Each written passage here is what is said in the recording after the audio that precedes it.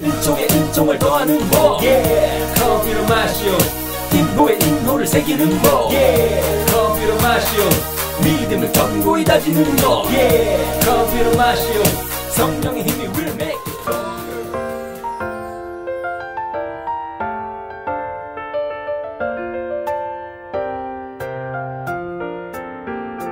오소서 성령님 주님의 빛 그 빛살을 하늘에서 내리소서 가난한 이 아버지 오소서 은총 주님 오소서 마음의 빛 가장 좋은 위로자 영혼의 기쁜 손님 저 인생 기도두소서 일할 때 휴식을 무더위의 시원함을 슬플 때 위로를 영원하신 생명의 빛 저희 마음 깊은 곳을 가득하게 채우소서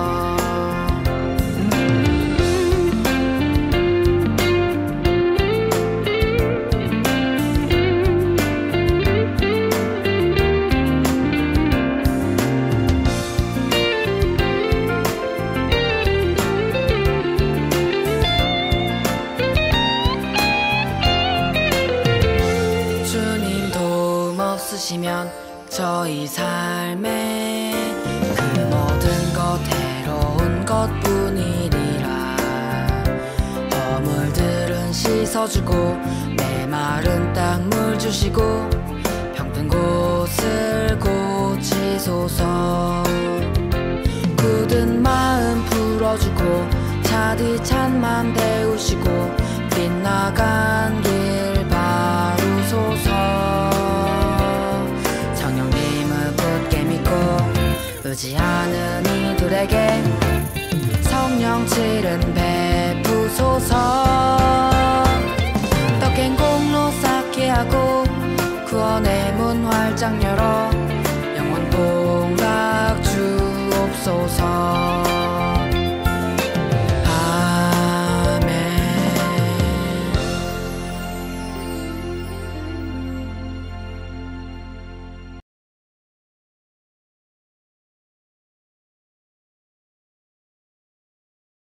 마테오복음 26장 26절에서 30절까지의 말씀입니다.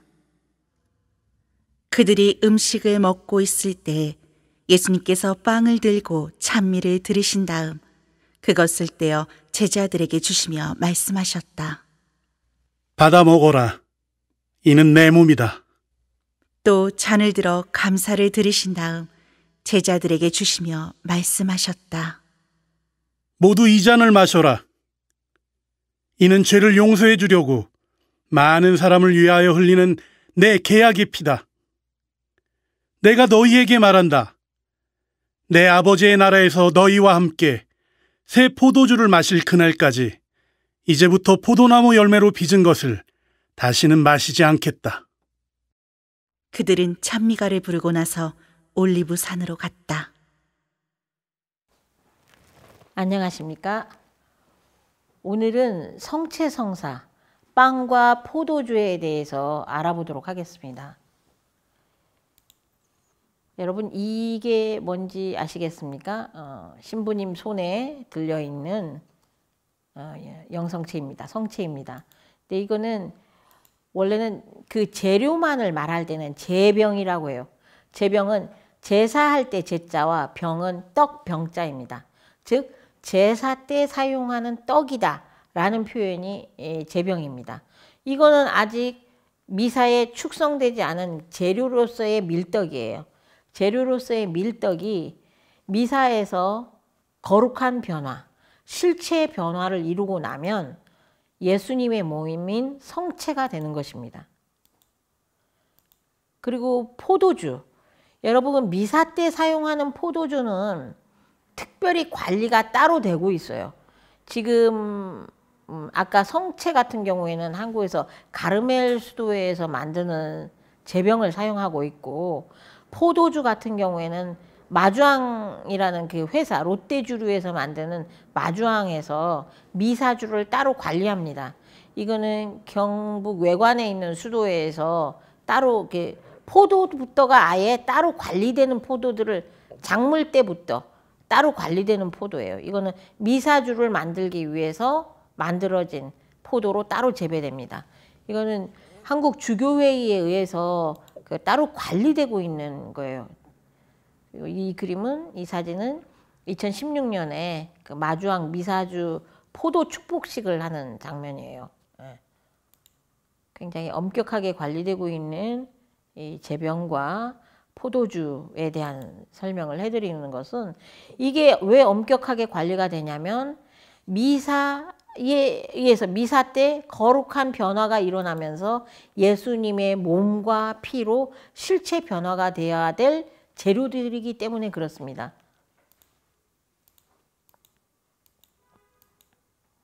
지금 이 사진은 이것도 기적 중에 하나죠. 1932년 8월에 독일에 있는 엔젤베르크 성당에서 있었던 일입니다. 이때 사제서품을 받은 지 3일 된 신부님이 첫 미사 중에 성체를 거양하는 거를 동생이 뒤쪽에서 찍은 거예요. 옛날에는 미사의 제대가, 지금은 이제 회중들을 향해서 제대가 놓여 있지만, 옛날 이 제2차 바티칸 공의 이전에는 벽 쪽을 향해서, 그러니까 십자가가 있는 벽 쪽을 향해서 제대가 붙어 있었어요. 그래서 신부님이 성체를 거양할 때도 이렇게 십자가 쪽을 향해서 거양을 하게 돼 있죠. 그러면 회중석에 있었던 신부님의 동생이 촬영한 사진에 이렇게 십자가에 매달려 있는 예수님께서 이 성체 거양하는 요 앞에까지 이렇게 내려와 있는 모습이 사진으로 찍혔던 겁니다. 지금도 독일에 있는 이 엔젤베르크 성당에 가면 이 사진을 토대로 한 성화가 제작되어서 붙어 있다고 해요. 그만큼 이 성체가 거룩한 변모를 일으킬 때 예수님의 몸으로 변화한다라는 거에 대해서 사실 일반 천주교 신자가 아닌 다른 사람들은 이거 자체를 믿지 못하죠. 근데 우리 천주교 신자는 이거 자체를 믿지 않으면 천주교 신자가 아니에요. 빵이 예수님의 몸으로 변했다. 포도주가 예수님의 피로 변했다. 이 사실 자체를 믿는 사람만이 천주교 신자입니다.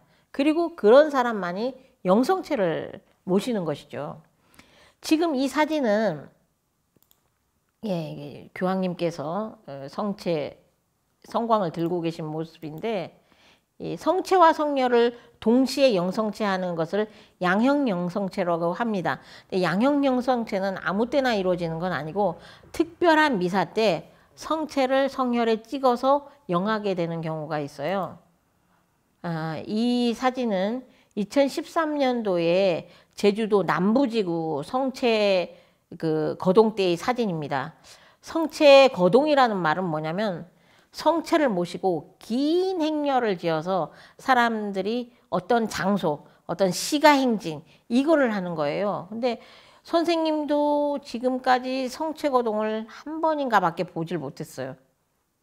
근데 지금 2013년 남부지구에서 있었던 성체 거동이 인터넷에 사진으로 올라와 있어서 제가 이 사진을 보여드리는 건데, 굉장히 이 남부지구에 있는 모든 성당이 참여하죠. 이렇게 성체를 맨 앞에 성체 보관함을 따로 성광이라고 불러요. 이렇게 삐처럼 나가는 요런 금색 모양의 금속 보관함이 있어요. 이걸 성광이라고 부르는데, 성광을 맨 앞에 모시고 모든 성당들이 행렬을 지어서 서귀포시를 다 행렬하고 있죠.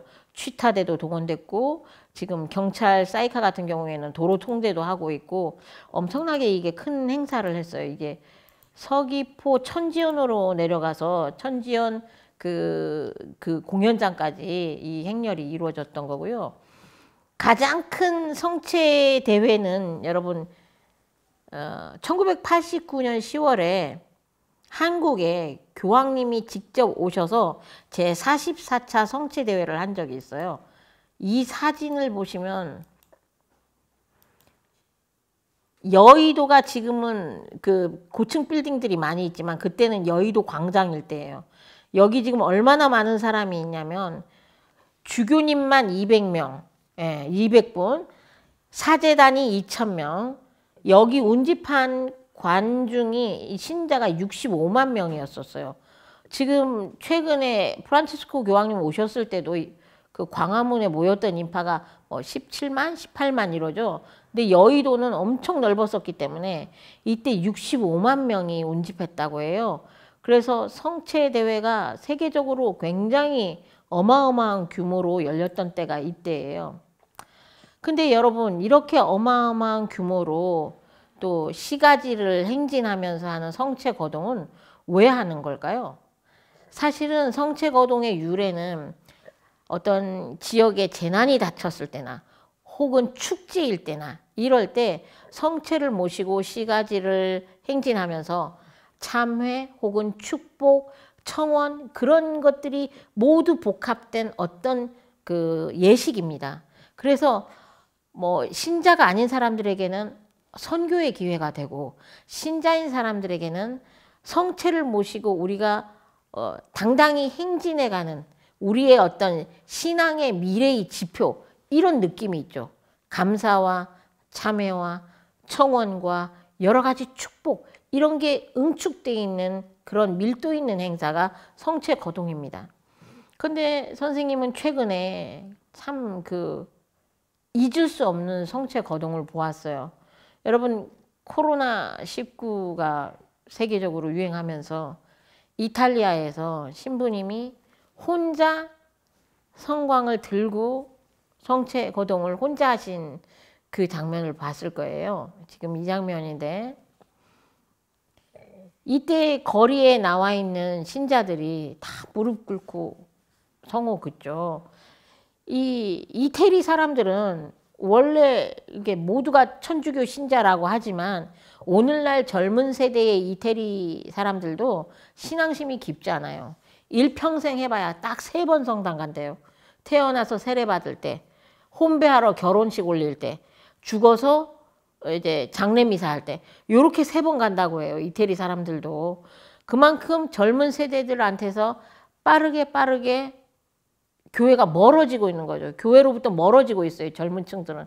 근데 이 코로나19 사태로 인해서 성당을 찾아올 수 없게 되었을 때 거리로 나간 성체를 보면서 사람들은 눈물을 흘리고 자기가 일상적으로 미사를 갈 수 있었던 그 시절 혹은 내가 아무렇지도 않게 영성체를 원하기만 하면 할 수 있었던 그 순간들을 기억하는 거예요. 다시 되돌아갈 수 없을 것 같은 코로나19 시대의 우리의 모습인 거죠. 사실 여러분 우리가 이 코로나19가 언젠간 끝날 거라고 하잖아요. 근데 선생님은 좀 다르게 생각해요. 우리가 코로나가 오기 전에는 전에 한 5년 전에 뭐가 있었는지 알아요? 메르스가 있었어요. 그로부터 한 5, 6년 전에는 뭐가 있었어요? 신종플루라는 전염병이 돌았어요. 그 전에 한 5, 6년 전에는 사스라는 전염병이 돌았어요. 최근 한 20년을 생각해 볼 때 한 5년 간격으로 전 세계적으로 유행하는 돌림병들이 돌았어요. 그런데 지금 코로나19처럼 심각한 적은 없었죠. 전 세계가. 근데 과연 코로나19가 백신이 개발되어 모든 사람에게 안전하게 되었다 하면 우리가 과거로 백토가 딱 될까요? 그냥 내가 하고 싶은 대로 만날 사람 다 만나고 일상을 누리고 성당 가고 싶으면 가고 파티하고 싶으면 가고 파티하고 여행 가고 싶은데 마음대로 돌아다닐 수 있는 시절이 올까요? 또 다른 질병에 우린 시달릴 가능성이 있습니다. 그리고 지금 이 코로나 시대가 끝난다 할지라도 우리가 지금 이렇게 교회로부터 멀어진 느낌으로 계속 산다면 다시 교회로 발걸음하기가 더 어려워져요. 그래서 지금 우리가 이 동영상을 만드는 이유도 사실 교회로부터 더 멀어지지 않게끔 그 끈을 잡고 있으라고 이 동영상을 만드는 거예요. 우리는 기회가 되면 악마가 속삭이는 것처럼 기회가 되면 교회로 멀어질 궁리와 핑계를 만듭니다. 오늘은 내가 바빠서, 오늘은 내가 아파서 내가 열이 나네. 다른 사람한테 민폐를 끼치면 안 되지. 이러면서 스스로의 합리화를 하면서 교회로부터 자꾸 멀어져요. 근데 교회로부터 멀어지려는 우리의 발걸음에 대해서 외로운 성체 거동은 주님이 아직 나를 기다리고 있어. 아직도 주님은 나를 찾아오셔. 이런 걸 보여주는 하나의 상징이 되었어요. 저도 그 이태리 신부님의 외로운 성체 거동을 보면서 처음에 보고는 울었어요. 거기서 따라서 우는 그 성호 긋는 이태리 어떤 시민들을 보면서 내가 동질화된 느낌을 받았어요. 나도 어쩌면 미사에 못 가니까, 나도 미사에 못 가는 날이 더 길어지면 정말 성체가 우리 집까지 와준다면 얼마나 좋을까라는 생각도 했었어요. 근데 뭐 그런 성체 거동이 갖는 여러 가지 의미가 있습니다. 아까 말했듯이 재난일 때도 성체 거동은 해요. 그 재난일 때 성체 거동이 갖는 의미야말로 일반 그 신자인 사람들에게 확 와서 박히는 게 더 세요. 여러분, 성체가 성광을 들고 있는 신부님의 모습 중에 가장 제가 또 잊을 수 없는 게, 선생님은 영화 좋아한다고 했죠? 영화 미션이에요. 미션은 이게 실화예요, 사실은. 이런 참혹한 일이 교회의 이름으로 벌어졌다는 게 참 놀라울 따름이죠. 근데 여기에서 그 브라질 그 이구아스 폭포 주변에 사는 원주민들이 이제 뭐 스페인과 포르투갈의 영토 전쟁 때문에 벌어진 일이에요. 근데 여기에서 선교를 하던 이 선교사 신부님이 맨 마지막에 자기네 이 원주민들은 알지도 못하는 스페인과 포르투갈의 서로 전쟁 때문에 자기네가 살던 터전을 떠나라는 거예요. 그래서 떠날 수 없다. 이 교회 공동체가 여기에 일구어 놓은 터에서 그냥 살게끔 해달라라고 하면서 성체 행렬을 마지막에 합니다. 근데 마지막에 천주교 신자인 군인들에 의해서 신부님이 총에 맞아 성체를 들고 있는 상태에서 돌아가시는 장면이 나와요. 뭐 선생님이 좋아하는 배우죠. 제레미 아이언스가 여기서 마지막에 그 가브리엘 신부님으로 나옵니다. 가브리엘 신부님이 이렇게 성광을 높이 치켜들고 있는데 바로 이 순간 다음에 군인의 총에 맞아서 죽게 돼요. 그래서 성체 거동하면 가장 잊을 수 없는 영화가 미션이에요. 자, 여러분, 여기 이거는 어디에 있는 뭐냐면 이탈리아 란치아노 성체 성렬 기적의 성당에 있는 이 안에, 이 유리병 안에 들어있는 게 성체 성렬이에요. 근데 이거는 왜 기적이라고 말하냐면 서기 700년경에 이탈리아 란치아노에서 바실리오 수도회 소속 신부님이 미사 도중에 갑자기 이제 성체와 성혈이 미사 중에 실제 살과 피로 변하는 기적이 발생했어요. 그래서 그 살과 피를 지금 보관하고 있는 이 유리병입니다. 그 살과 피가 아직도 보존되어 있어요. 썩지 않고 그대로. 부패 없이 오늘날까지 보존되고 있는데, 제가 지금 이 상태에서 끝기도를 바치고 여러분에게 동영상 하나를 보여드릴 거예요. 아까 란치아노 기적의 성당에 보관되어 있는 성체 성렬과 관련된 동영상이기 때문에 여러분은 그 연관지어서 생각하면서 이 동영상을 봐주길 바라요. 저는 끝기도를 바치도록 하겠습니다. 성부와 성자와 성령의 이름으로 아멘. 영광이 성부와 성자와 성령께 처음과 같이 이제와 항상 영원히 아멘. 성부와 성자와 성령의 이름으로 아멘. 감사합니다.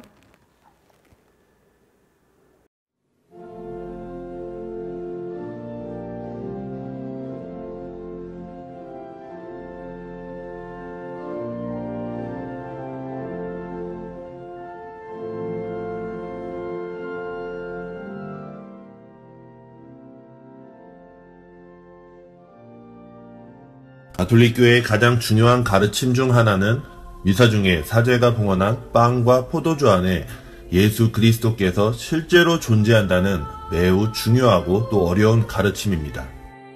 사실 여러 세대에 걸쳐 사제들 또한 이 가톨릭교회의 가르침에 많은 어려움을 겪어왔습니다. 하지만 하느님께서는 우리의 믿음에 도움이 필요하다는 것을 아시고 성찬 내에서 예수 그리스도의 현존에 대한 이 신앙을 돕기 위해 종종 기적을 통해 증거해 주셨습니다.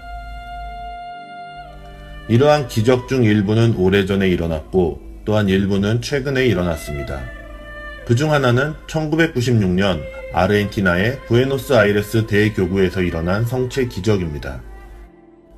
당시 이곳의 보좌 주교는 호르헤 마리오 베르골리오 주교로 지금은 프란치스코 교황이 되셨죠.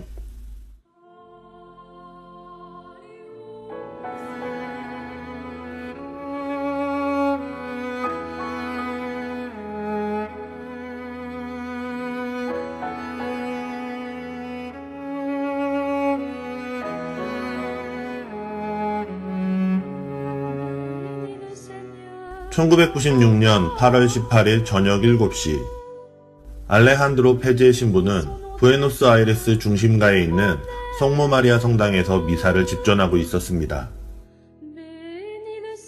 영성체를 마쳤을 때 한 여인이 그에게 다가와 성전 뒤쪽에 버려진 성체를 발견했다고 전했습니다.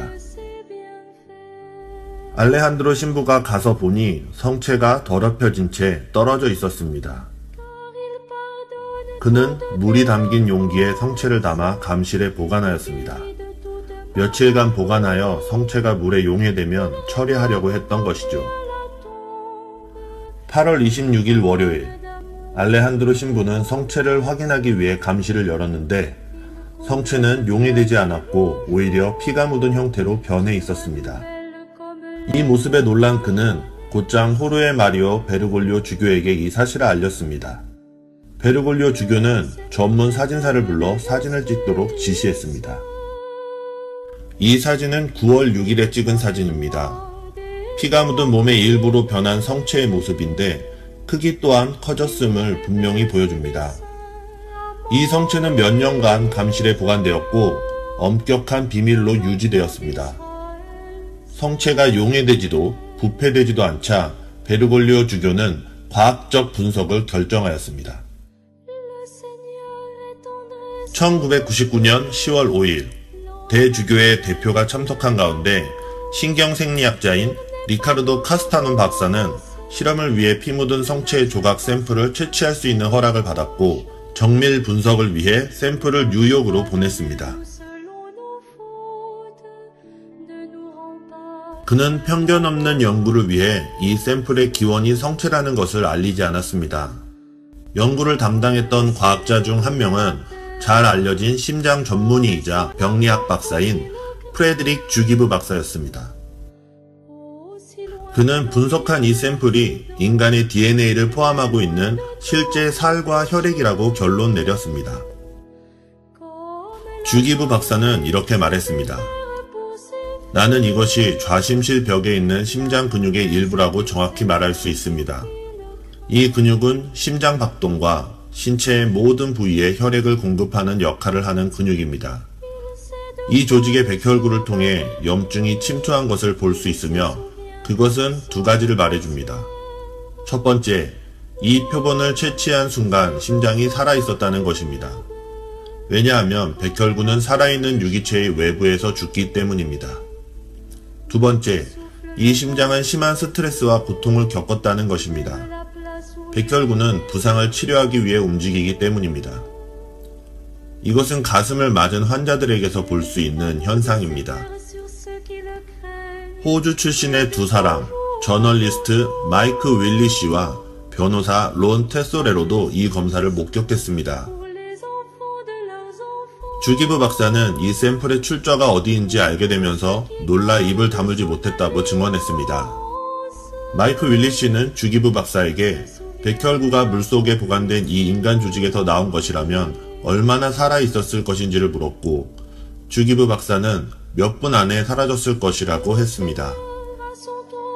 처음에는 샘플을 일반 물에 1개월 동안 보관한 다음 중류수 용기에 3년간 보관했고 이후에 분석을 위해 샘플을 채취했다고 기자들은 주기브 박사에게 전했습니다. 주기부 박사는 이 사실을 설명하기가 어려웠습니다. 그것은 과학적으로 설명할 길이 없었기 때문이죠.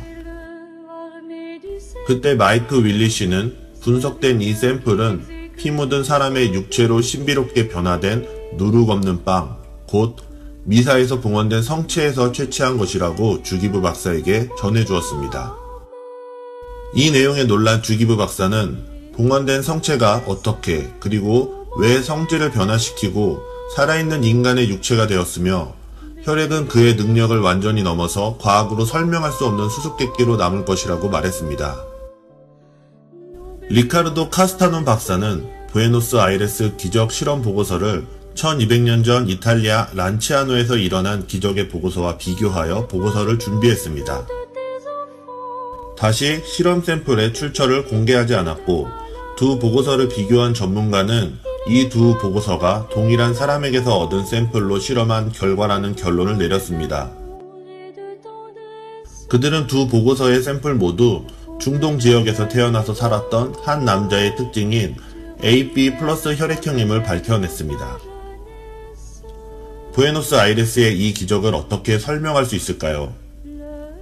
주님께서 성체의 신비 안에 진정으로 존재한다는 것을 우리에게 알려주고 싶으셨던 그런 하나님의 마음이 아닐까요? 이 기적과 다른 기적을 조사한 결과 철저한 무신론자였던 리카르도 박사는 가톨릭 신자가 되었습니다. 부에노스아이레스의 이 기적은 여러분이 성체를 영할 때마다 성체 안에 계신 그리스도의 기적과 희생을 기억하는 데 도움이 될 것입니다. 그분의 현존 안에서 여러분이 성장하기를 바랍니다.